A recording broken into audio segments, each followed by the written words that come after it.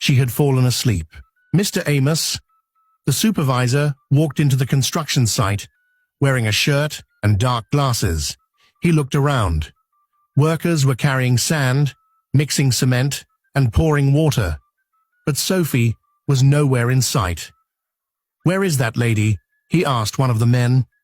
The man pointed toward the tree. "I think she went there to rest." Mr. Amos walked fast to the tree. He saw Sophie lying on the ground, eyes closed. She looked tired. Her cloth was dusty. Sweat covered her face.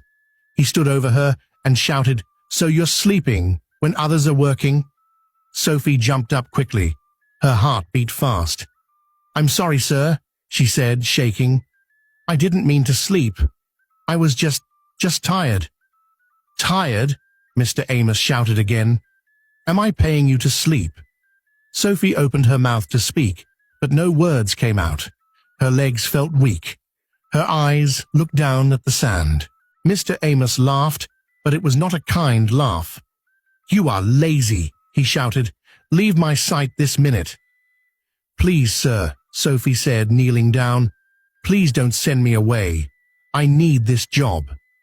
Mr. Amos turned his back and walked off. "You will not get a dime from me, not even 1 naira. Sophie watched him leave. Her hands dropped to her sides. Tears rolled down her face. She turned and walked home slowly. Her legs shook. Her eyes could hardly see the road. When she reached home, Caleb was still sitting by the window. The moment he saw her, he knew something was wrong. "Sophie," he said softly, "what happened?" She sat on the floor and covered her face. "I lost the job," she said. Caleb crawled to her and held her hand. "What will we do now?" he asked. Sophie didn't answer.